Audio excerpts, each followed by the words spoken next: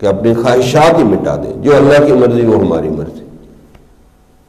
تو بہرحال سالکین کو، طلباء کو، علماء کو، سب کو کہ عشق و جنون قرآن کیسے، پہلے عشق قرآن ہم کہہ رہے تھے، اب جنون، عشق و جنون قرآن کیسے کیسے ہمارے اندر پیدا ہو سکے۔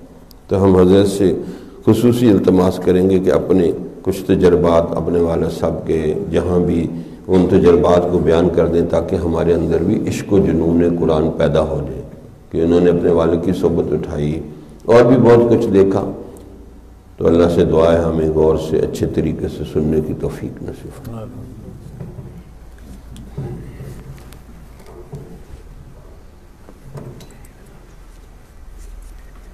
دوسری طرف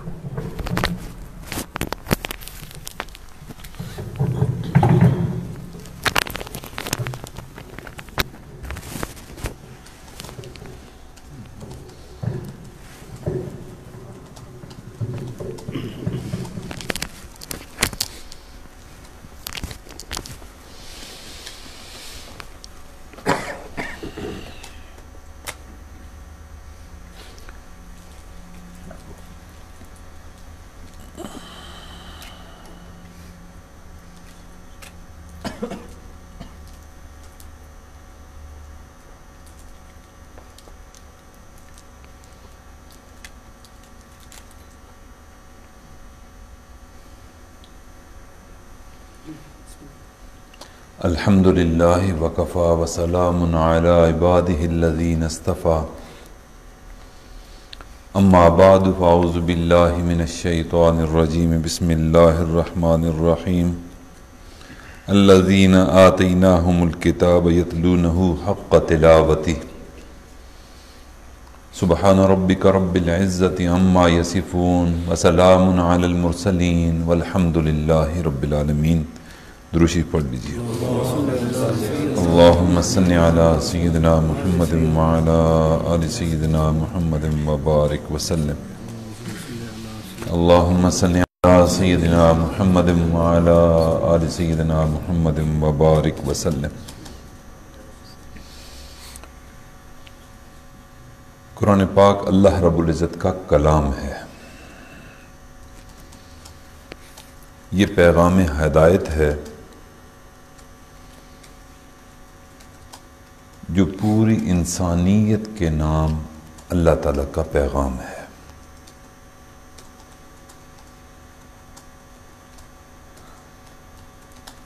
اور جس بندے کی نسبت بھی قرآن کے ساتھ جڑ جاتی ہے، جس طرح اللہ بلند، اللہ کا کلام بلند،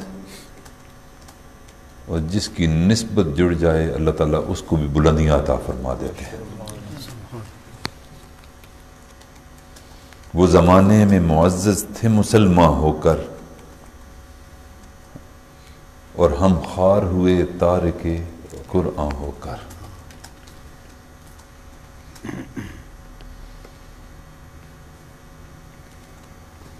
اور واقعی مسلمانوں کی جو پستی ہے، زوال ہے، اس کی سب سے بڑی وجہ ہی یہ ہے کہ قرآن کے ساتھ ہمارا رشتہ کمزور ہو گیا۔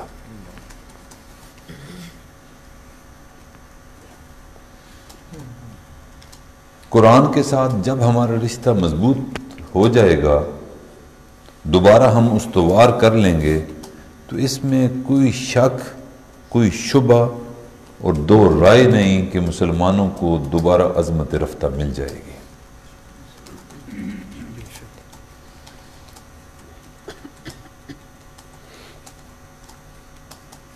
حضرت ابا جی رحمۃ اللہ علیہ فرمایا کرتے تھے کہ میں تہجد میں قرآن پاک کی تلاوت کرتا ہوں، تفسیر پڑھتا ہوں، رات کو اللہ سے لیتا ہوں، دن میں اللہ کی مخلوق میں تقسیم کرتا ہوں۔ پھر وہ فرمایا کرتے تھے کہ بیٹا ایک مقولہ ہے، کسی کی محنت کو دیکھ کر لوگ بولتے ہیں کہ دن دگنی رات چگنی ترقی. وہ جو اس اسکول کا پرنسپل ہے وہ عیسائی فادر ہے، اور وہ ان سے ایسی سرمن ٹائم میں پوئم سنواتا ہے ان کو اور کہلواتا ہے کہ جو ہمارے عقائد کے خلاف ہے. ابا جی کو آ کر بتایا. اب ابا جی روانہ ہو گئے کہ اس سے بات کرتے ہیں، مسلمان بچوں کے عقائد خراب کر رہا ہے، شرکیہ کلمات ہوتے ہیں، اسلامی تعلیمات کے خلاف ہے یہ نظم، تو ہم بند کروائیں گے. اب وہ عیسائی تھا اور گورا تھا. حضرت ابا جی رحمۃ اللہ علیہ وہاں چلے گئے جب، تو اللہ تعالیٰ نے ان کو بڑا روب عطا فرمایا تھا. نیکی کا روب ہوتا ہے، تقوی کا روب ہوتا ہے. کوئی ضروری نہیں کہ بندہ سخت بولے تو پھر ہی اگلے پہ روب پڑے. یہ جو دل کے اندر کوئی بات ہوتی ہے نا، تو ابا جی فرمایا کرتے تھے کہ بیٹا جو چہرہ ہے یہ گاڑی کا جس طرح ڈیش بورڈ ہوتا ہے نا، آپ کے دل میں اگر اللہ کا خوف ہے تو پھر مخلوق بھی تھر تھر کانپے گی آپ سے، کانپے گی آپ سے. تو ابا جی اس فادر کے کمرے میں، پرنسپل کے کمرے میں گئے جب، تو وہ اٹھ کے کھڑا ہو گیا. اور جب کھڑا ہوا اسے پتا تھا کہ مسلمانوں کے مذہبی پیشوا ہیں، تو اس نے ہاتھ آگے کیا. وہ کہتے ہیں first impression is the last impression. تو حضرت ابا جی رحمۃ اللہ علیہ کا قد بھی کوئی 6 فٹ سے اوپر، کوئی 6.5 فٹ کے قریب تھا.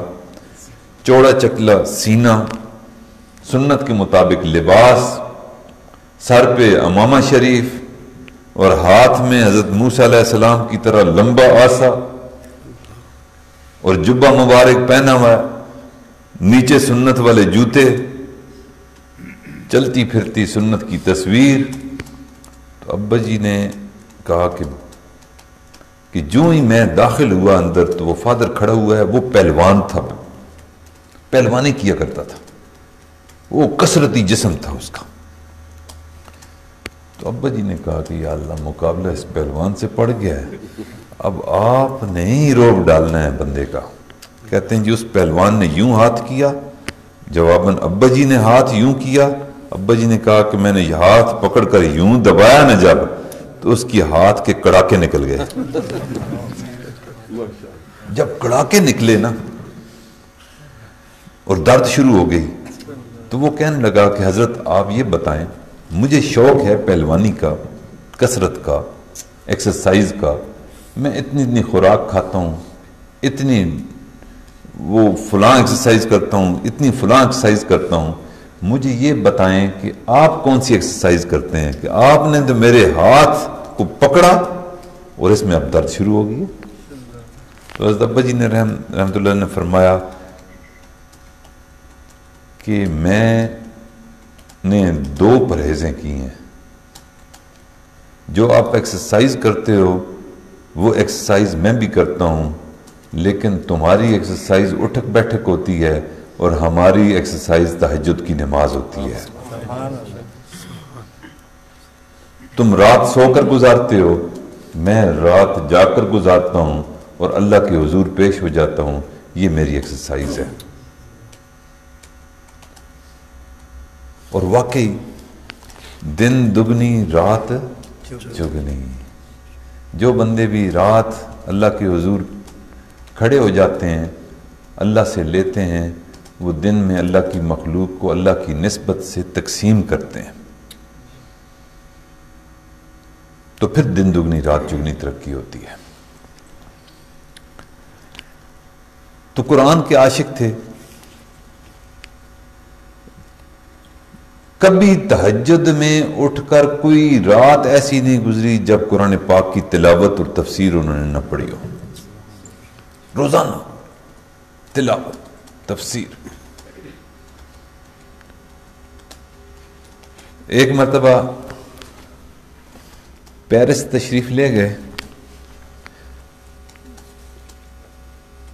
اب تو ہمارے تو کنٹیکٹس بن گئے نا، جیسے ہم اسلام آباد آئے ہیں تو حضرت کے پاس جائیں گے، لاہور جائیں گے تو وہاں ہماری خانقاہیں ہیں، کراچی جائیں گے تو ہماری خانقاہیں، ہمارے کنٹیکٹس ہیں. پیچھے محنت اللہ والوں کی ہے. تو پیرس میں جب ابا جی گئے تھے تو ان کا کوئی دوسرا بندہ جاننے والا نہیں تھا کہ جس کے یہاں جاتے. تو پتہ کیا کہ مسجد کس طرف ہے، تو بتایا کہ فلاں طرف مسجد ہے، مسلمانوں کی مسجد ہے. تو ابا جی مسجد میں تشریف لے گئے. اب وہ فرینچ بولتے ہیں اور ابا جی اردو. تو ابا جی نے کھڑے ہو کر کہا کہ بھائی میں نے کوئی بات کرنی ہے تو آپ تھوڑی دیر کے لیے بیٹھ جائیں. اب وہ بندے جو تھے ان کو سمجھ ہی نہیں آئی کہ یہ پتہ نہیں بابا جی کیا کہہ رہے ہیں. انہوں نے نماز پڑھی، دعا مانگی، سارے رخصت ہو گئے. ابا جی اکیلے بیٹھے. انہوں نے بولا جی انہوں نے میری بات نہیں سمجھی، اب کیا کروں، اب کیا کروں. اگلی نماز پہ ابا جی نے کہا کہ اب میں نے ان کو کہنا نہیں ہے، اب میں نے ان کو اپنی جگہ سے اٹھنے نہیں دینا. جیسے یہ دروازہ ہے نا محراب میں، یہ سامنے دروازہ ہے، تو ہاتھ میں آس ابا جی وہاں کھڑے ہو گئے.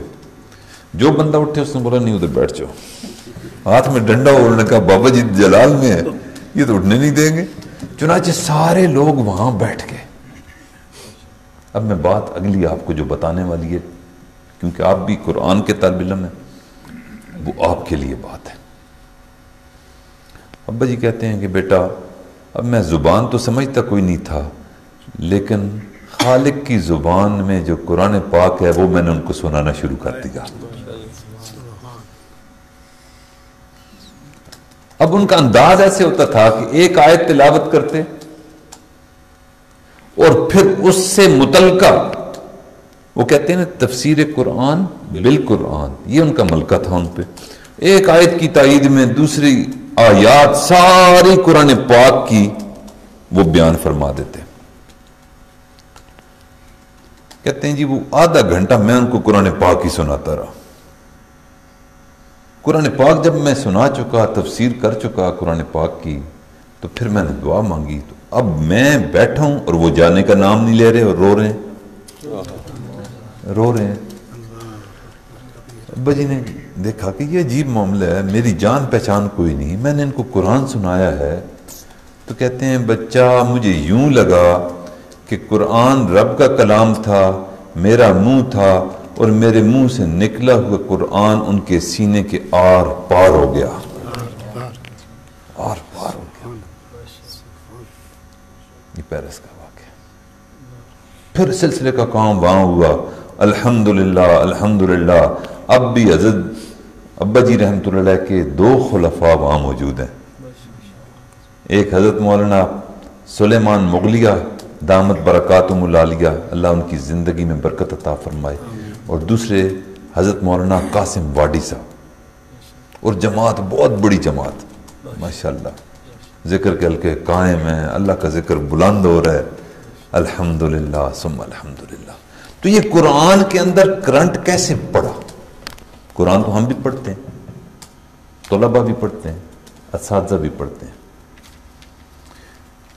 ان کے قرآن کے اندر جو تاثیر تھی اس کی ایک وجہ میں آپ کو بتاتا ہوں. 2 واقعات آپ کو سناتا ہوں. ابا جی نے جب تفسیر قرآن پڑھ لی نا تو مخلوق کے پاس فوراً نہیں گئے. ابا جی علوی النسب تھے، آوان تھے، اور جو ان کی اٹیچمنٹ جو تھی نا روحانی اعتبار سے بہت زیادہ حضرت سلطان بہو رحمۃ اللہ کے ساتھ تھی. ان کا تذکرہ اور ان کی جو شاعری تھی نا روحانی، ماشاءاللہ عارفانہ کلام جو ان کا تھا، ابا جی بڑے شوق سے وہ گھر میں پڑھا کرتے تھے، بیانات میں پڑھا کرتے تھے. تو ان کے ساتھ اٹیچمنٹ شروع سے تھی. تو ابا جی فرماتے ہیں کہ بیٹا میں چلا گیا حضرت سلطان بہو رحمۃ اللہ کے مزار پر. اب اس مزار پہ جا کر میں نے 40 دن کا مراقبہ کیا. کتنے دن کا؟ 40 دن کا چلہ لگایا اور مراقبہ کیا. میں رات کو بھی نہیں سوتا تھا، دن کو بھی نہیں سوتا تھا. جو مراقبے کے اندر تھوڑی بہت غنودگی آ جاتی تھی، میری وہی نیند ہوتی تھی. جب مجھے کوئی تقاضا ہوتا تھا میں مراقبے سے اٹھ جاتا تھا. جس وقت 5 وقت نماز کا وقت ہوتا تھا باجماعت نماز پڑھتا تھا. میری اور کوئی مصروفیت نہیں تھی. 40 دن رات لگاتار میں نے مراقبہ کیا. تو آخری دن تھا، میں مراقب ہوا اور مراقبہ میں کر رہا ہوں کہ آج میری واپسی ہے، چلہ میرا پورا ہو گیا. مراقبے میں یوں ہی بیٹھے حضرت سلطان بہو رحمۃ اللہ علیہ کی زیارت ہو گئی. کہنے لگے حضرت سلطان بہو رحمۃ اللہ علیہ کہ حافظ صاحب آپ کی یہاں آمد میں اس سے بڑا خوش ہوں. آج آپ کا آخری دن ہے اور آج آپ واپس جا رہے ہیں، پر میرا دل چاہتا ہے کہ آپ میرے گھر آئے، میری خانقاہ میں آئے، میری مسجد میں اور میرے مزار پہ آئے اور یہاں وقت گزارا. میرا دل چاہتا ہے میں آپ کو تحفے تحائف دے کر رخصت کروں. پھر حضرت سلطان بہو رحمۃ اللہ علیہ نے ایک قرآن پاک کی تفسیر اٹھائی اور تفسیر اٹھا کر اپنے ہاتھوں سے حضرت ابا جی رحمۃ اللہ علیہ کو خواب میں مرحمت فرمائی. کہتے ہیں کہ ایک تو وہ وجہ کہ مجھے ایک اللہ والے کی طرف سے تفسیر کا تحفہ ملا. دوسرا پھر فرماتے ہیں کہ میں بیت اللہ شریف حاضر ہوا اور بیت اللہ شریف میں بالکل بیت اللہ شریف کے سامنے بیٹھ کر میں نے پورے قرآن پاک کو ختم کیا. 30 پارے تلاوت کی. لیکن تلاوت کرنے کا طریقہ کیا تھا کہ میں ایک آیت پڑھتا اور ایک آیت پڑھنے کے بعد میں دعا کرتا کہ یا اللہ میں نے آپ کے کلام کی یہ آیت مبارکہ پڑھی ہے، میری سمجھ کے مطابق جو تفسیر اور میں نے ترجمہ پڑھا ہے وہ تو مجھے سمجھ آ گیا، لیکن مالک آپ جس پیغام کو آپ دینا چاہتے ہیں، جو اس کے اسرار ہیں، جو اس کے رموز ہیں، جو آپ کے متمع نظر ہے، مہربانی فرما دیجئے اس آیت کی ساری برکات تعلیمات مجھے عطا فرما دیں. یوں قرآن پاک کی 6666 آیات ہیں، تو ابا جی رحمۃ اللہ علیہ نے اس انداز میں ختم کیا کہ 6666 مرتبہ ہر آیت پر دعا بھی فرمائی. کہتے ہیں اس کے بعد میرے رب نے مجھ پر ایک احسان کر دیا کہ قرآن پاک کی ایک موضوع پر جتنی آیات ہو سکتی ہیں ہر آیت کے متعلقہ، وہ ساری کی ساری میرے سامنے یوں ہوتی ہیں جس طرح پردے اسکرین پہ تم ٹی وی دیکھتے ہو. میں جب بیان کرنے کے لیے بیٹھتا ہوں تو اللہ تعالیٰ وہ ساری آیات میرے سامنے مستحضر کر دیتے ہیں، مستحضر کر دیتے ہیں. اور ہم نے دیکھا اپنی زندگی میں حضرت ابا جی رحمۃ اللہ علیہ جب درس قرآن دیا کرتے تھے خانقاہ میں روزانہ صبح فجر کے بعد، اور جتنے مریدین آئے ہوئے ہوتے تھے سب کے سامنے ڈیسک لگا دیے جاتے تھے اور ہر سالک کے سامنے ایک قرآن پاک رکھ دیا جاتا تھا، اور قرآن پاک کا ترجمہ اور تفسیر حضرت شاہ رفیع الدین رحمہ اللہ اور حضرت شاہ عبد القادر رحمۃ اللہ علیہ والا،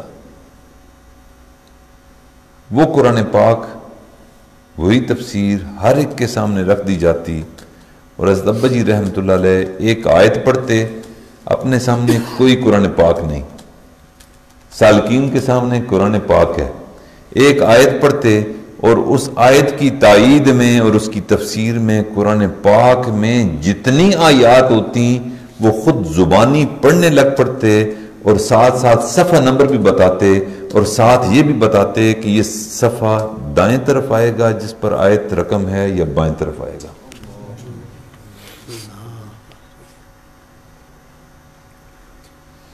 ابا جی فرمایا کرتے تھے کہ اللہ تعالیٰ نے مجھ پر یہ احسان فرما دیا کہ اب غلام حبیب نے قرآن پاک کی ایک ایک آیت پر جھگی ڈالی ہوئی ہے، جھگی ڈالی ہوئی ہے. ایک ایک آیت کو اللہ تعالیٰ نے یوں ان کے سامنے کھولا کہ عرب و عجم کو ہلا کر رکھ دیا، ہلا کر رکھ دیا. ایک مفسر ہے مشہور، اللہ تعالیٰ ان کے درجات کو بلند فرمائے، ڈاکٹر اسرار احمد رحمہ اللہ، اللہ تعالیٰ نے ان سے قرآن کا کافی کام لیا۔ انہوں نے ابا جی کی کوئی تقریر سنی، اور تقریر سننے کے بعد انہوں نے پروگرام بنایا کہ میں اس بزرگ سے ملتا ہوں۔ چنانچہ وہ آئے، سفر کر کے چکوال آئے، اور قرآن پاک کے بہت سارے مقامات جس کی وہ تفصیل اور تفسیر چاہتے تھے وہ انہوں نے نوٹ کر کے وہ چکوال آئے، ابا جی کی خدمت میں حاضر ہوئے اور آ کر کہنے لگے کہ حضرت جو آپ کا انداز ہے تفسیر کا، میں نے مطالعہ کا مجھے بہت شوق ہے، میں نے بڑی تفاسیر پڑھی ہیں، مجھے کہیں بھی آپ کے انداز تفسیر والی وہ صورت کہیں بھی نہیں ملتی، تو آپ مہربانی فرمائیں، میں نے کچھ چیزیں کچھ لکھ کے لایا ہوں، آپ ذرا ان کی تفسیر فرما دیں۔ کچھ آیات لکھی بھی تھی انہوں نے، کچھ مقامات تحریر تھے۔ چنانچہ ابا جی رحمۃ اللہ علیہ نے بغیر کسی کتاب کو کھولے ان قرآن پاک کے مقامات کو خود تلاوت فرما کر اس کی تفسیر فرمائی، اور پھر دیکھا ہم نے، ہمیں بتایا کہ وہ جو قلم ان کے ہاتھ میں تھی، وہ اتنے حیران ہوئے اس تفسیر کو ابا جی کی زبان مبارک سے سن کر کہ وہ قلم لے کر منہ میں بیٹھ گئے، حیران و پریشان کہ یہ تو کوئی الہامی تفسیر لگتی ہے۔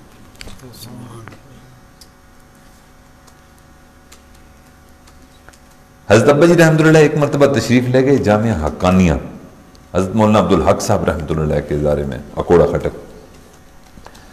حضرت صدیقی رحمۃ اللہ وہاں تشریف لے جایا کرتے تھے، تو ابا جی پنجابی میں گفتگو کیا کرتے تھے۔ کون سی زبان میں؟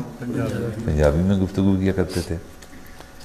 تو حضرت صدیقی رحمۃ اللہ علیہ کو حضرت مولانا عبدالحق رحمۃ اللہ نے فرمایا کہ حضرت آپ بیان فرمائیں، طلباء بھی بیٹھے ہیں، باقی حضرات بھی، آپ بیان فرمائیں۔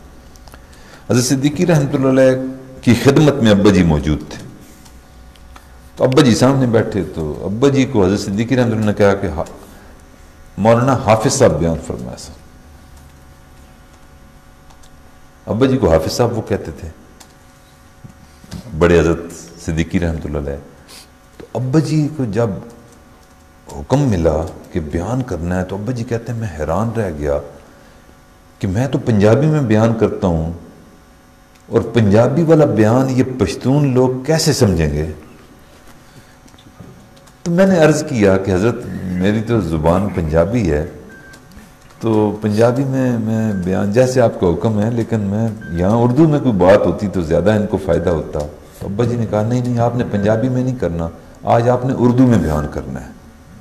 تو ابا جی نے سوچا کہ یک نہ شد دو شد، اردو مجھے آتی کوئی نہیں، اور پنجابی میں بیان میں کرتا ہوں، اور حضرت بھی سامنے موجود ہیں، تو میں کیسے بیان کروں گا؟ تو ابا جی بیٹھ گئے کہ شیخ کا حکم ہے، تو گریڈ سٹیشن سے تعلق بھی بڑی کام آتی ہے بھائی چیز یہ بھی۔ یہ جو سالکین باتیں کر لیتے ہیں نا، آپ کے سامنے جو بیانات چل رہے ہوتے ہیں، ادھر حضرت کمرے میں ہوتے ہیں یا یہاں تشریف فرما ہوتے ہیں، کبھی ذہن میں نہ لانا کہ یہ آپ کی استعداد ہے کہ آپ بیان کرتے ہیں۔ یہ آپ کی استعداد اور صلاحیت نہیں ہے کہ آپ بیان کر رہے ہوتے ہو، پیچھے گریڈ سٹیشن سے آپ کا رابطہ ہوتا ہے، فیض وہاں سے آ رہا ہوتا ہے، زبان آپ کی ہوتی ہے۔ جب کبھی ذہن میں یہ بات آ گئی نا کہ میں کچھ کہہ رہا ہوں، بس اس دن ہر چیز رک جائے گی۔ اپنے شیخ کی عنایت سمجھیں۔ تو حضرت ابا جی فرماتے ہیں کہ میں بیٹھ گیا حضرت صدیقی رحمۃ اللہ کو، میں نے کہا حضرت پھر مہربانی فرمانا، توجہ رکھیے گا، بیٹھ جائیں، اردو میں کریں بیان۔ تو ابا جی کہتے ہیں کہ میں نے اردو میں بیان، میں نے سوچا کہ اردو تو مجھے آتی نہیں، تو میں نے کہا یہ علماء کا مجمع ہے، تو اس میں قرآن پاک پڑھوں گا، اور قرآن پاک ہی پڑھوں گا، جہاں کوئی ضرورت ہوئی تھوڑی بہت اردو بول دوں گا۔ کہتے ہیں بڑے بڑے مفتی، بڑے بڑے علماء، حقانیہ تو بڑا نام ہے، وہ سارے بیٹھے ہوئے، سینکڑوں ہزاروں کی تعداد میں بندے ہیں، اور میں نے بیان شروع کر دیا۔ جب بیان ختم ہوا تو بیان ختم ہونے کے بعد ابا جی بھی موجود، حضرت صدیقی رحمۃ اللہ علیہ کے بھی موجود، مرید بھی موجود، شیخ بھی موجود، اللہ اکبر، دونوں موجود۔ تو ایک عالم پیچھے سے اٹھ کر آئے اور آ کر کہنے لگے ابا جی سے کہ حضرت آپ نے جو بیان فرمایا ہے، آپ نے جو تفسیر پڑھی ہے اور تفسیر فرمائی ہے اس بیان میں، آپ مجھے یہ بتائیں کہ کون سی تفسیر کا مطالعہ کرتے ہیں، کون سی تفسیر کا مطالعہ کرتے ہیں؟ تو ابا جی نے نہیں جواب دیا، شیخ نے جواب دیا۔ پھر اللہ اکبر، اللہ اکبر، سند ہوتی ہے نا شیخ کی بات۔ تو حضرت صدیقی رحمۃ اللہ علیہ فوراً اس کی طرف متوجہ ہوئے اور متوجہ ہو کر کہنے لگے کہ بھائی یہ تفسیر جو انہوں نے مطالعہ کی ہے وہ تفسیر دل ہے، تفسیر دل ہے۔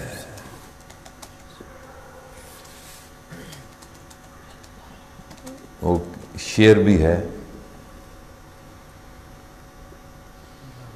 بات جو زبان سے نکلتی ہے، بات جو دل سے نکلتی ہے اثر رکھتی ہے، بات جو دل سے نکلتی ہے اثر رکھتی ہے، پر نہیں مگر طاقت پرواز مگر رکھتی ہے۔ پر نہیں ہوتے اس کے، لیکن اس کی طاقت پرواز بہت زیادہ ہوتی ہے۔ ابا جی تشریف لے گئے دبئی میں ایک نظم ہے ان کا مذہبی امور کا، اس نظم سے ہٹ کر کوئی عالم کام نہیں کر سکتا۔ جو تقاریر بھی ہوتی ہیں وہ لکھی بھی آتی ہیں، اور وہ لکھی ہوئی تقاریر علماء بس پڑھ دیتے ہیں، دینی موضوعات پہ بیان ہوتے ہیں، اس کے علاوہ دائیں بائیں کوئی نہیں جا سکتا۔ جیسے ہم بیٹھے ہیں گفتگو کر رہے ہیں، وہاں ایسا نہیں ہے۔ تو جمعے کا دن تھا تو ابا جی نے اپنے مریدین سے پوچھا کہ بیٹا مسجد کہاں ہے؟ تو انہوں نے بولا جی یہ ساتھ قریب مسجد ہے، وہاں جمعہ ہم پڑھیں گے۔ ابا جی نے کہا ٹھیک ہے میں بھی جاؤں گا۔ اب جب ابا جی مسجد میں گئے تو اول وقت میں جانے کی عادت تھی مسجد میں، یوں نہیں کہ خطبے کے وقت جاتے، وہ تو بر وقت چلے گئے نا۔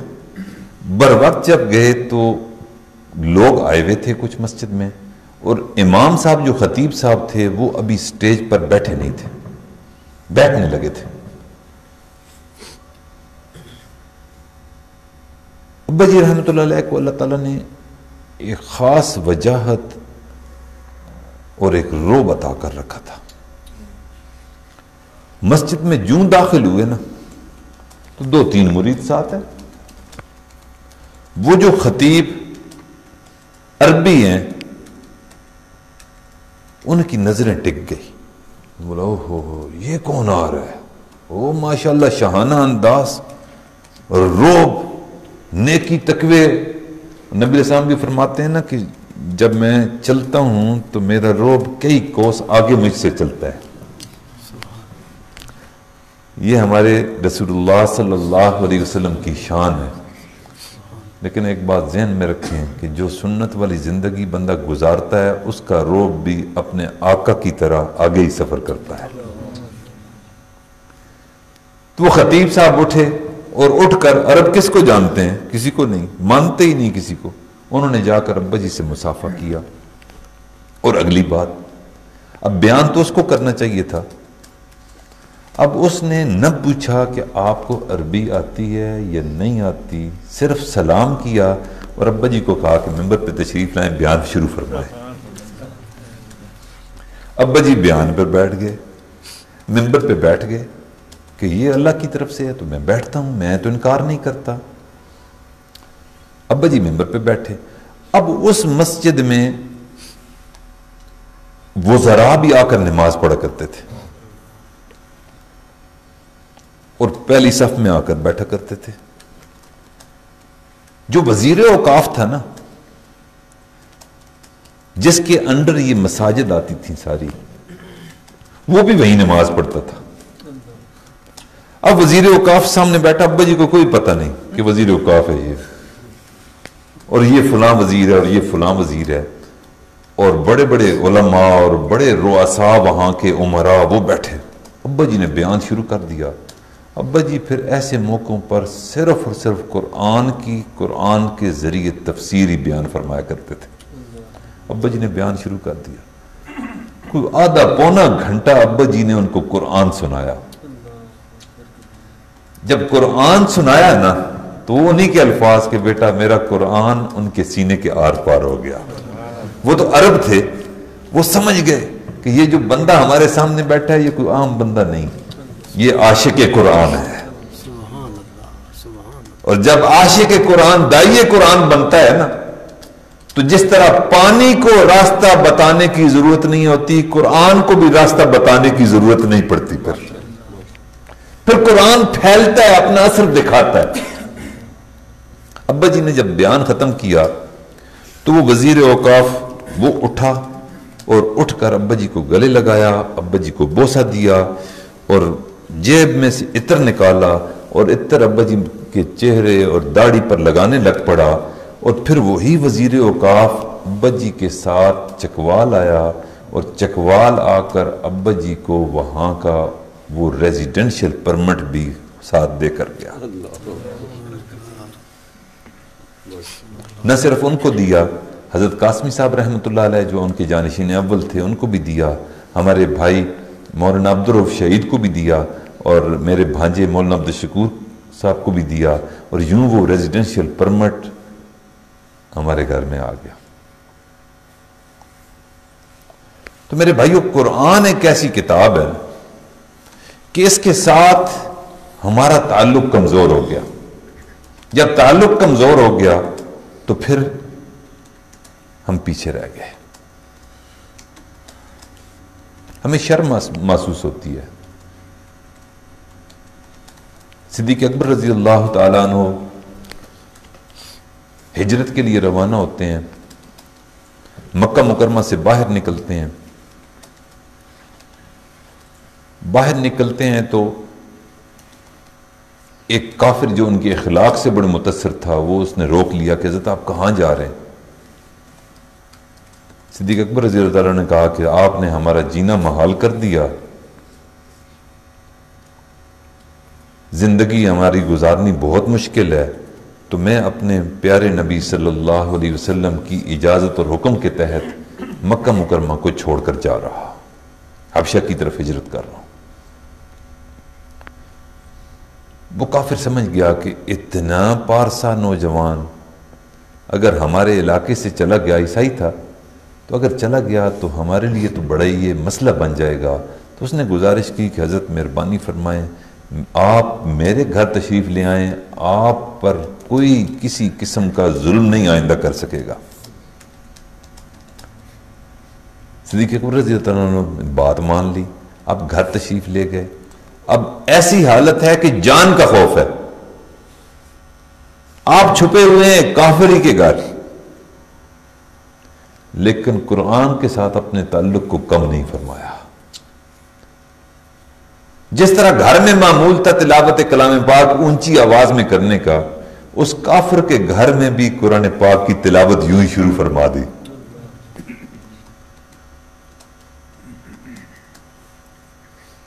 اب جب تلاوت شروع کی تو وہ جو کافر کے بچے تھے نا، وہ ان کو صدیق اکبر رضی اللہ تعالیٰ عنہ کی زبان مبارک سے تلاوت اتنی پسند آئی کہ وہ سارے بچے ارد گرد بیٹھ گئے۔ اب اس کو خطرہ ہوا کہ یہ تو روز تلاوت کرتے ہیں اور ان کو تو خوف بھی کوئی نہیں ہے، اور میرے بچے بچیاں وہ بھی ان کے ارد گرد بیٹھ کر ان کی تلاوت سنتے ہیں، تو ایسا نہ ہو میں اکیلا رہ جاؤں اور یہ سارے کے سارے یہ شکار کر کے لے جائیں۔ صدیق اکبر رضی اللہ عنہ سے اس نے کہا کہ آپ سارے کام کریں، یہ قرآن پاک کی تلاوت نہ کریں۔ صدیق اکبر رضی اللہ عنہ نے بڑا ہی پیارا جواب دیا، اس نے بولا مجھے میری جان کا خوف ہے، اس خوف کے باوجود میں تلاوت کلام کر رہا ہوں۔ تم نے مجھے یہاں اپنے گھر میں پناہ دے رکھی ہے، میں تیری پناہ واپس کرتا ہوں، اپنے رب کی پناہ چاہتا ہوں اور قرآن کی تلاوت جاری رکھوں گا۔ اس حالت میں کہ جان کا خوف۔ اس لیے میرے بھائیو، جب کبھی زندگی میں ایسے خوف والی کیفیت ہو، کسی قسم کا خوف بھی، جان کا خوف، روزگار کا خوف، کسی دشمن کا خوف، اچھے روزگار کا خوف، کاروبار کا خوف، جس طرح کا خوف ہو، آپ تلاوت کلام پاک شروع کر دیں، اللہ تعالیٰ اس خوف کو آپ کے دل سے نکال کر اپنی ہیبت آپ کو عطا فرما دیں گے۔ سارے خوف نکل جاتے ہیں۔ یہ قرآن ایسی چیز ہے، ہمیں چاہیے کہ قرآن کے ساتھ اپنے تعلق کو مضبوط کریں، مضبوط سے عزبت کریں۔ جتنا قرآن سے تعلق مضبوط ہوگا، اتنا اللہ تعالیٰ کا قرب بھی ملتا چلا جائے گا۔ اور یہ قرآن بھی ذکر ہے۔ اللہ تعالیٰ نے خود ارشاد فرمایا کہ انا نحن نزلنا الذکر وانا لہ لحافظون۔ یہ ذکر ہے، مراقبہ تو ذکر ہے، اس میں ذات کا ذکر ہے، اللہ تعالیٰ کا ذکر کرنا بہت بڑی سعادت کی بات ہے۔ لیکن ایک بات ذہن میں رکھیں، قرآن کے ساتھ جتنا رابطہ مضبوط کریں گے، اتنی جلدی اللہ تعالیٰ سے واصل بھی ہوں گے۔ حضرت صدیقی رحمۃ اللہ علیہ کا یہ واقعہ ابا جی سنایا کرتے تھے کہ ایک مانسیرے کے علاقے کا کوئی ایک ان کا مرید تھا۔ حضرت صدیقی رحمۃ اللہ علیہ سے بیعت ہوا تو حضرت نے اس کو معمولات بتائے کہ یوں تلاوت کرنی ہے، استغفار کرنا ہے، درود شریف پڑھنا ہے، وقوف قلبی ہے، مراقبہ ہے، صحبت شیخ ہے، معمولات بتائے۔ اب اس کو جب معمولات کا بتایا گیا تو اس نے تلاوت شروع کر دی شیخ کے کہنے پر۔ روزانہ ایک پارہ وہ تلاوت کرتا، اور پھر ابا جی فرماتے ہیں کہ وہ مجھے اپنے شیخ سے بیعت ہونے کے 42 سال بعد ملا۔ کتنے عرصے بعد؟ 42 سال بعد۔ تو میں نے اس سے پوچھا کہ آپ حضرت سے بیعت تھے تو کیا ملا؟ اس نے بولا یہ تھوڑا ہے کہ مجھے اللہ تعالیٰ نے اپنے مرشد سے وابستہ ہونے کے بعد یہ توفیق عطا فرمائی کہ مجھے مرشد نے کہا تھا کہ ایک پارہ روز تلاوت کرنا، آج 42 سال ہو گئے ہیں، روزانہ ایک پارے کی قضا نہیں ہوئی، روزانہ ایک پارے کی قضا نہیں ہوئی۔ کیا انداز تھا۔ تلگ انک عاجز کا ایک مرید ہے، نوجوان ہے، ثالثہ میں پڑھتا تھا تو وہ مجھ سے بیعت ہوا۔ تو میں نے اس کو کہا کہ بیٹا یوں ہے کہ آپ علم بھی حاصل کر رہے ہو تو علم بھی ذکر ہے، قرآن و حدیث ذکر ہے سارا۔ اب جب قرآن پڑھنے کے لیے آپ صرف پڑھ رہے ہیں تو صرف بھی ذکر ہے، نہ پڑھ رہے ہیں تو وہ بھی ذکر ہے، منطق پڑھ رہے ہیں تو وہ بھی ذکر ہے، علوم سارے پھر ذکر میں آ جاتے ہیں۔ تو میں نے کہا بیٹا آپ اس طرح کرنا کہ 15-20 منٹ مراقبہ کر لیا کرو، تو تلاوت آپ جو ہے وہ کر لیا کرو، باقی آپ علم حاصل کرو محنت سے، تلاوت بھی کر لیا کرو۔ کچھ 6 ماہ بعد وہ حضرت میرے پاس آیا، اور آ کر جب بیٹھا تو میں نے اس سے معمول کے مطابق پوچھا کہ ہاں بھائی معمولات کیسے چل رہے ہیں، ذکر کتنا ہو رہا ہے، مراقبہ کتنا ہو رہا ہے، تلاوت کتنی ہو رہی ہے، اور فلاں کیا ہو رہا ہے، یہ کیا ہو رہا ہے۔ وہ میں نے کیفیات پتہ کی، معمولات پتہ کی ہیں۔ اس نوجوان بچے نے، جو بالکل نوجوان تھا، یہاں تھوڑی تھوڑی داڑھی تھی اس کی، حافظ قرآن تھا، اس نے بولا جی جس دن سے بیعت ہوا ہوں اس دن سے لے کر آج تک میرا یہ معمول ہے، آپ نے پوچھا ہے تو میں بتا رہا ہوں کہ صبح تہجد کے وقت میں تلاوت کلام پاک شروع کرتا ہوں، مغرب سے پہلے پہلے پورا قرآن پاک ختم ہو جاتا ہے، مغرب سے پہلے پہلے پورا قرآن پاک ختم ہو جاتا ہے۔ میں نے کہا بیٹا یہ کیا شروع کر دیا تو نے؟ تو علم میں تو بہت پیچھے چلا گیا ہوگا، یہ کیا تم تو پڑھائی کر رہے تھے تو کیا؟ اس نے بولا کہ الحمدللہ حضرت اس قرآن پاک کی برکت کی وجہ سے اللہ تعالیٰ نے مجھ پر یوں بھی مہربانی فرمائی کہ میں کلاس میں ہمیشہ فرسٹ بھی آتا ہوں، کلاس میں ہمیشہ فرسٹ بھی آتا ہوں۔ بیت السلام سے وہ پڑھتا پڑھتا پھر پچھلے سال اس نے مشکات کا سال تھا اور یہ اس کا دور حدیث شریف کا سال ہے، اور جامعہ فاروقیہ حضرت مولانا سلیم اللہ خان صاحب رحمۃ اللہ علیہ کے ادارے میں پڑھ رہا ہے۔ ڈاکٹر عادل خان شہید رحمۃ اللہ علیہ سے بخاری شریف پڑھ رہا تھا کہ ان کی شہادت ہو گئی۔ تو یوں قرآن پاک کی تلاوت کرنا یہ ہمارا شیوا ہونا چاہیے۔ میں حضرت ابا جی رحمۃ اللہ علیہ کے ساتھ اپنے گاؤں گیا کورڈی شریف۔ میرے بابا جی کے بھائی دادا جی، بابا جی دادا جی سے مراد دادا جی کے بھائی حیات تھے، یعنی ابا جی کے چچا، اور اس وقت جب میں ان سے ملنے کے لیے گیا تو اس وقت ان کی 130 سال عمر تھی۔ کتنی؟ 130 سال۔ اللہ تعالیٰ نے ہمیں جوانی دے رکھی ہے، اللہ نے ہمیں اعضاء کی سلامتی دے رکھی ہے، سماعت ہماری مکمل، بصارت ہماری مکمل، بصیرت بھلے نہ ہو، بصارت تو مکمل ہے، چلنا پھرنا ہے، ہاتھ میں طاقت ہے، پاؤں میں چلنے کی طاقت ہے، اور ہم کیا کر رہے ہیں؟ میں اس بندے کی بات کر رہا ہوں جو 130 سال کی عمر میں چارپائی پر لیٹا ہوا ہے، اشارے سے پشت لگا دیتے ہیں، نماز پڑھ لیتے تھے، نقاہت تھی، تیسری مرتبہ دانت آئے تھے، تیسری مرتبہ بال کالے ہوئے تھے۔ ابا جی رحمۃ اللہ علیہ، اچھا بینائی بھی چلی گئی تھی عمر کی وجہ سے، تو ہم جا کر ان کی خدمت میں جب بابا جی کی خدمت میں پیش ہوئے تو ابا جی نے سلام عرض کیا، میں نے بھی سلام عرض کیا، تو بڑی خوشی سے ابا جی نے بتایا کہ پوتا ہے وہ آپ کا عبدالقدوس چھوٹا۔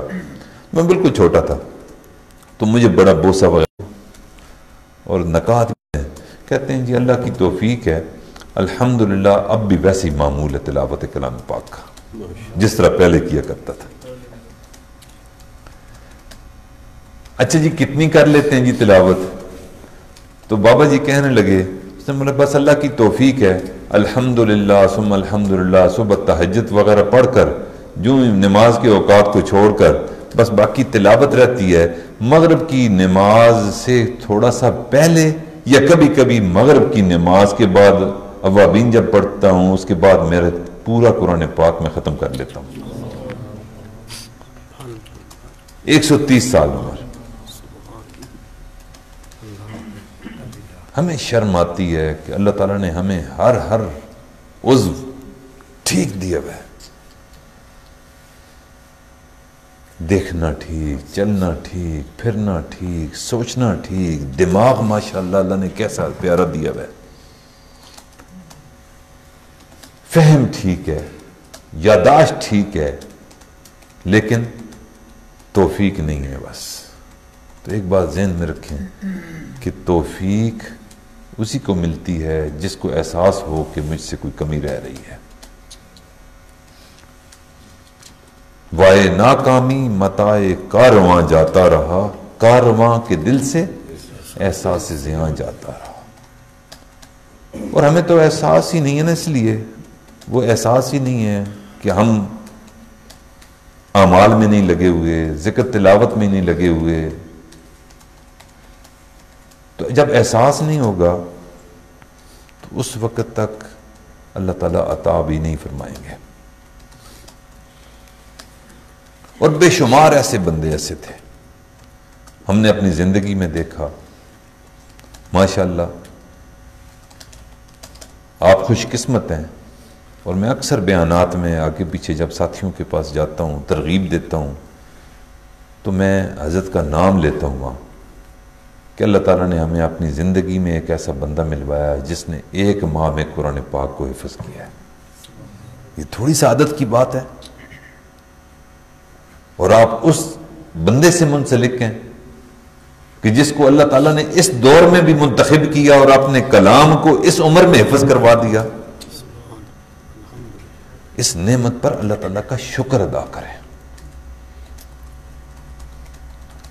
ہمارے وہ مشاربات کے اسباق ہوتے ہیں، جن کے اسباق آگے ہیں وہ سمجھتے ہیں. تو یہ فیض مختلف قسم کا ہوتا ہے. حضرت ابا جی رحمۃ اللہ علیہ موسوی المشرب تھے، تبھی وہ آسا موٹا لمبا چوڑا وہ پاس رکھتے تھے. تو جب ہم مراقبہ کرتے ہیں نا، تو مراقبے میں ایک تو مختصر نیت کر لیتے ہیں کہ اللہ کی رحمت آ رہی ہے، پھر ایک طویل بھی نیت ہے کہ یا اللہ جو آپ نے فیوزات، آپ نے جو انوارات نبی علیہ الصلوۃ والسلام کے سینے اقدس میں اللہ اکبر القاء فرمائے، پھر وہاں سے صدیق اکبر رضی اللہ تعالیٰ عنہ چلتے چلتے مشائخ کا نام لے کر ایک ہفتے میں کم از کم ایک مراقبت ویسا ہو نا کہ یوں شجرہ لے کر ہم پڑھنا شروع کر دیں کہ یا اللہ آپ نے جو انوارات نبی علیہ الصلوۃ والسلام، پھر ان کے سینے سے صدیق اکبر، ان کے سینے سے پھر آگے حضرت سلمان فارسی، پھر ان کے سینے سے حضرت قاسم بن ابی بکر، پھر ان کے سینے سے یوں آگے چلتے چلتے بایزید بستامی، بہاؤالدین نقشبند بخاری، مجدد الفسانی، اور پھر حضرت مرشد عالم، اور پھر یا اللہ وہی انوارات ہمیں عطا فرما دیں. ہفتے میں ایک دن تو ایسا مراقبہ ہو نا، ایسا کم از کم لمبی نیت کر کے بندہ مراقبہ کرے، ہفتے میں ایک دن ہونا چاہیے. تو میں عرض یہ کر رہا تھا کہ ہمارے مشائخ کا فیض ہوتا ہے. ہر شیخ کو اللہ تعالیٰ نے ایک علیحدہ خوشبو عطا فرمائی ہے. کسی کو اللہ تعالیٰ نے حدیث کا فہم وہ عطا فرما دیا، کسی کو تبلیغ کا فہم عطا فرما دیا، کسی کو قرآن کی تفسیر عطا فرما دی، کسی کو جلالی طبیعت عطا فرمائی، کسی کو جمالی طبیعت عطا فرمائی. تو یہ فیوزات ہیں ہمارے مشائخ کے. تو حضرت ابا جی رحمۃ اللہ علیہ کا جو فیض قرآن کی تفسیر والا تھا نا، وہ بھی تو کسی کو ملنا تھا نا. تو میں دیکھتا ہوں پوری دنیا میں نظر دوڑاتا ہوں کہ ابا جی کے سلسلے، پھر اس سلسلے سے آگے سلسلہ، اب تو 4 نسلیں آگے چل پڑی ماشاءاللہ، خلفاء در خلفاء در خلفاء. تو جو فیض ابا جی رحمۃ اللہ علیہ کا تفسیر کا تھا نا، اللہ تعالیٰ نے وہ فیض حضرت پروفیسر اسلم صاحب دامت برکاتہم میں جاری کر دیا ہے. آپ اس پر اللہ تعالیٰ کا شکر ادا کریں، شکر ادا کریں، اور اس مبارک خانقاہ کو، حضرت کے وجود مسعود کو، حضرت کے طریقے جو تربیت ہے، اس کو غنیمت سمجھیں، غنیمت سمجھیں.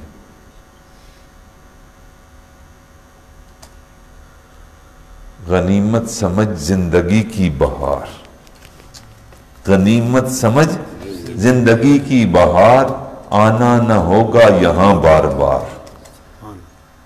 آج شیطان وسوسے ڈالتا ہے آج نہیں کل چلے جائیں گے حضرت کے پاس. نہیں کوئی مسئلہ نہیں، حضرت بڑے شفیق ہیں، کچھ نہیں کہیں گے، اگلے ہفتے چلے جائیں گے، اگلی مجلس ذکر میں چلے جائیں گے، اگلی دفعہ صحبت میں جا کر بیٹھ جائیں گے. میرے بھائیو، یہ موقع پھر بار بار نہیں آتا، بار بار نہیں آتا. یہ موقع کو غنیمت سمجھیں. ایسی خانقاہیں میں جانا ہوتا ہے، ہر طرف خانقاہوں میں ہی جاتے ہیں ہم، پورے ملک میں آنا جانا ہوتا ہے، لیکن اتنی پیاری تربیت والی خانقاہ یقین مانیے پاکستان میں اور کوئی نہیں ہے. اس کو غنیمت سمجھ لیں، ان اوقات کو غنیمت سمجھ لیں، حضرت کے وجود کو غنیمت سمجھ لیں، پھر ہاتھ ملنے کے علاوہ کچھ نہیں ہاتھ آئے گا. اللہ تعالیٰ سے دعا ہے کہ اللہ تعالیٰ حضرت کے سایہ کو دراز فرمائے، اس خانقاہ پر ان کا سایہ تا دیر قائم دائم فرمائے، حضرت کی جماعت کو اللہ تعالیٰ عاشقوں کی جماعت بنائے.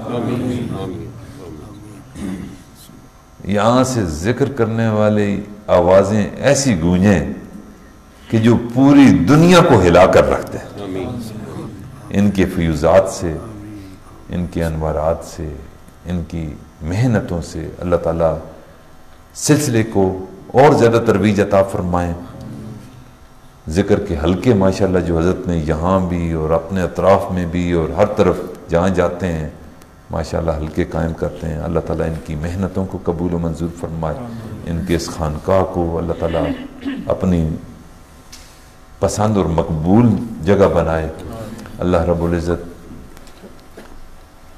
ان کی جماعت کو ایک ایک فرد کو اپنے ولیوں میں شامل فرمائے، اپنے ولیوں میں شامل فرمائے. اور حضرت کے جو مستقبل کے منصوبے ہیں، جو تعمیراتی منصوبے ہیں، عاجز دعا کرتا ہے اللہ تعالیٰ ان منصوبوں کو اپنے غیب کے خزانوں سے پورا فرمائے.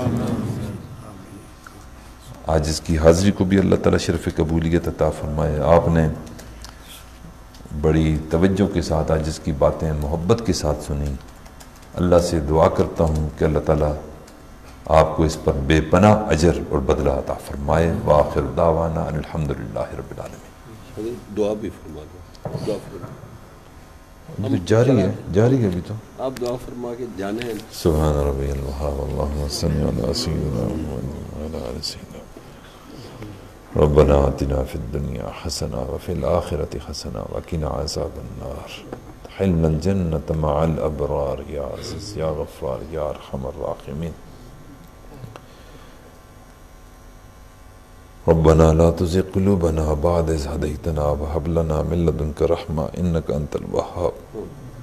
اللهم حبب إلينا الإيمان وزينه في قلوبنا وكره إلينا الكفر والفسوق والعصيان واجعلنا من الراشدين.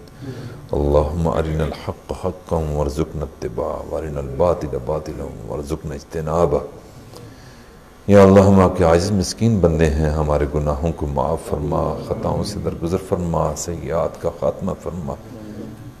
یا اللہ مجلس ذکر میں موجود ہیں، یا اللہ ذکر کی لذتیں ہم سب کو عطا فرما، ذکر کو قبول و منظور فرما. یا اللہ آپ کا احسان کہ آپ نے ہمیں اس مجلس ذکر میں آنے کی توفیق عطا فرمائی.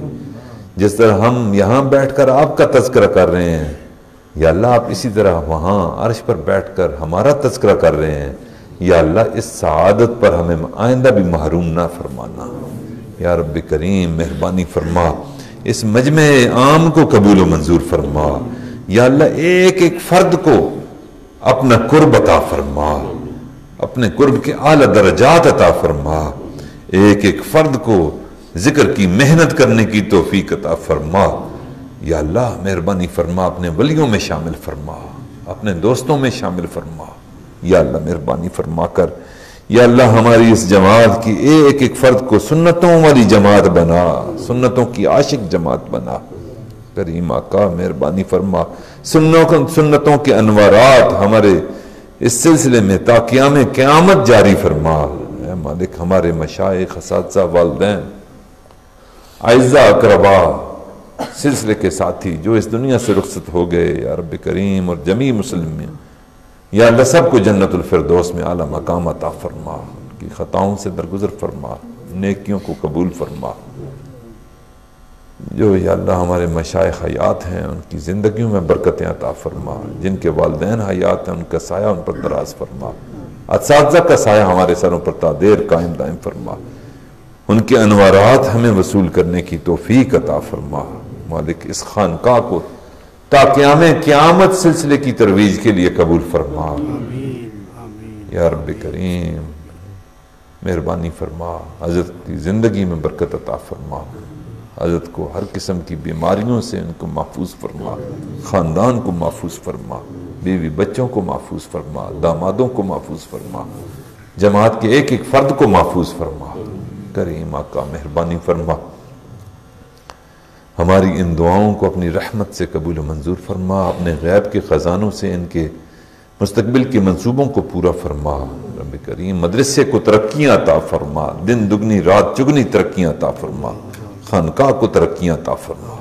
اے مالک بے اولادوں کو اولاد نرینہ عطا فرما، بے روزگاروں کو روزگار عطا فرما، بے نکاحوں کو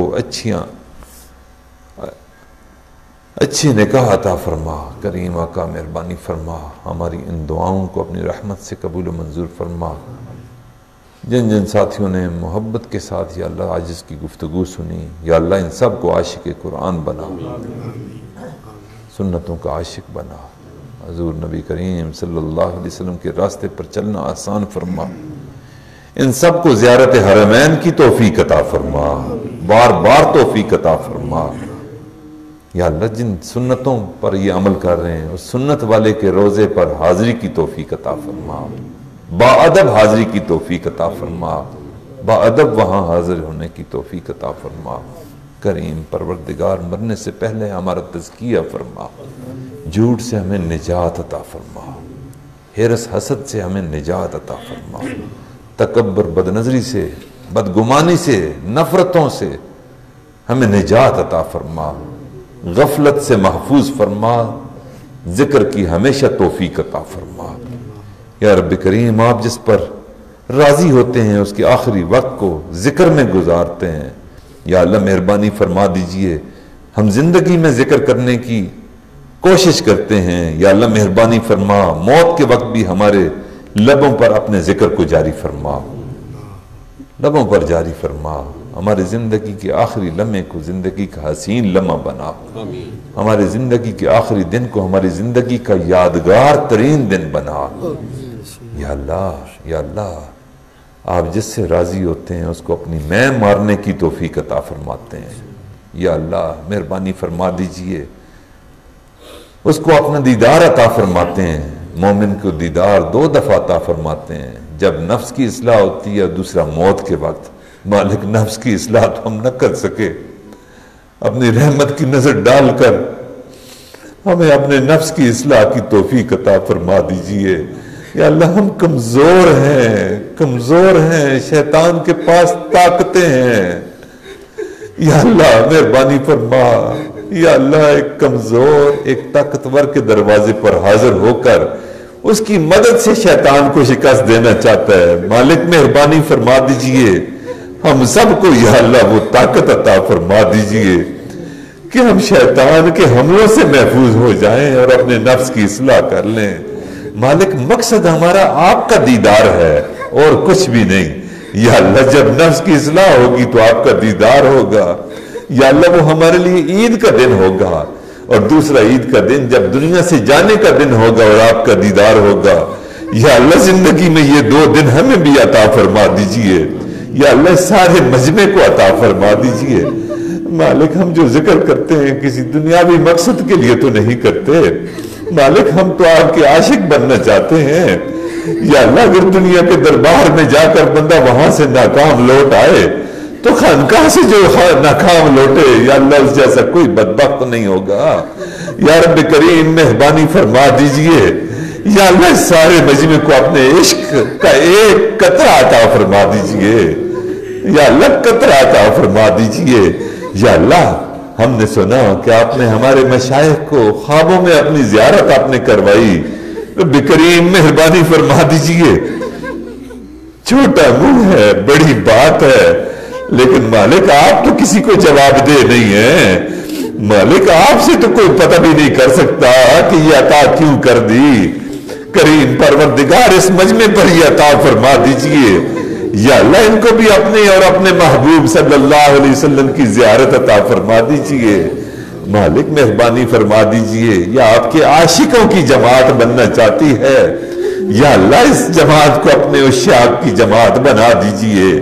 یا اللہ یہ جماعت ذکر کی لذتیں لینا چاہتی ہے، یا اللہ اپنے ذکر کی لذتیں ان کو عطا فرما دیجئے۔ یا اللہ ہم تو جھوٹے موٹے بیٹھ جاتے ہیں اسباب کرنے، یا اللہ نقل ہم اختیار کرتے ہیں اپنے بڑوں کی، یا اللہ اس نقل کو اصل تو آپ ہی بنا سکتے ہیں۔ یا رب کریم مہربانی فرما دیجئے، تمام اسباب کی کیفیات ہمیں عطا فرما دیجئے، اسباب کو ہمارے اس وجود میں جاری فرما دیجئے، انگ انگ بوٹی بوٹی ہڈی ہڈی روئے روئے سے اپنے ذکر کو جاری فرما دیجئے۔ اے مالک مہربانی فرما دیجئے، سب کو سنتوں کا نور عطا فرما دیجئے۔ یا اللہ یہ ایک مدرسہ بھی ہے، خانقاہ بھی ہے، یہاں ہر وقت قال اللہ اور قال الرسول کی صدائیں بلند ہوتی ہیں۔ یا اللہ صدائیں اگر بلند ہوتی ہیں تو یہ زبانی کلامی نہ رہیں، یا اللہ مہربانی فرما دیجئے، نبی علیہ الصلوۃ والسلام کی سنتوں کا نور ان کے ظاہر اور باطن سے جاری فرما دیجئے. رب کریم سنتوں کی عاشق جماعت ان کو بنا دیجئے. اے کریم پروردگار مہربانی فرما. ہم نے دیکھا کہ اپنی زندگی میں ایک ایک فرد نے یا اللہ پوری دنیا کے حالات کو تبدیل کر کے رکھ دیا. یا اللہ پوری دنیا میں ذکر کی محنتوں کو زندہ کر دیا. پوری دنیا میں نبی علیہ الصلوۃ والسلام کی سنتوں کو پھیلا دیا. یا اللہ مہربانی فرما دیجئے یہاں اس خانقاہ میں آئے ہوئے ایک ایک فرد سے پوری دنیا میں یا اللہ ذکر کی محنت کا کام لے لیجئے, سنت کی ترویج کا کام لے لیجئے. یا اللہ پوری دنیا ان کے لیے محلہ بنا دیجئے, پوری دنیا ان کے لیے ایک گلی بنا دیجئے. جس طرح گلی سے ہو کر مسجد میں آنا ہمیں کوئی تکلیف نہیں دیتا, یا اللہ اسی طرح پوری دنیا ان کے لیے میدان بنا دیجئے. اے کریم پروردگار کرم فرما, ہماری ان دعاؤں کو اپنی رحمت سے قبول و منظور فرما. مجمع میں جتنے لوگ موجود ہیں یا اللہ سب کی جائز شرعی حاجتوں کو پورا فرما, من کی مرادوں کو پورا فرما, دیرینہ تمناؤں اور خواہشوں کو پورا فرما. یا اللہ بیماروں کو شفائے کاملہ عاجلہ مستمرہ عطا فرما. بہت سے لوگوں نے دعاؤں کے لیے کہا, یا اللہ مہربانی فرما سب کی دعاؤں کو قبول و منظور فرما, جائز شرعی حاجتوں کو پورا فرما. کچھ لوگ ہاسپٹل میں ایڈمٹ ہیں, انہوں نے بھی دعاؤں کے لیے کہا, یا اللہ ان کو صحت کاملہ عاجلہ مستمرہ عطا فرما. کئی گھروں میں خوشیاں آنے والی ہیں اولاد کی, یا اللہ مہربانی فرما, یا اللہ ان کو اولاد نرینہ عطا فرما. رب کریم مہربانی فرما, ہماری ان دعاؤں کو اپنی رحمت سے قبول و منظور فرما. ربنا تقبل منا انک انت السمیع العلیم وتب علینا انک انت التواب الرحیم. ہمارے حضرت جی دامت برکاتہم العالیہ حج عمرے کے لیے تشریف لے گئے, یا اللہ ان کی عمرے کو سہولت کے ساتھ پایا تکمیل تک پہنچا. ان کی وہاں مانگی ہوئی دعائیں پورے عالم کے لیے, مسلمانوں کے لیے, انسانیت کے لیے اور خصوصی طور پر جماعت کے سالکین کے لیے یا اللہ قبول و منظور فرما. ہمیں کبھی بھی ان کی دعاؤں سے محروم مت فرما, یا اللہ کبھی بھی ہمیں ان کے سائے سے محروم مت فرما. کریم پروردگار ہماری ان دعاؤں کو اپنی رحمت سے قبول و منظور فرما. وصلی اللہ تعالی علی محمد وعلی آلہ وصحبہ اجمعین برحمتک یا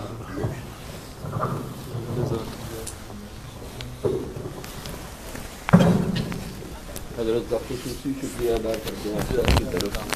اللہ قبول فرمائے.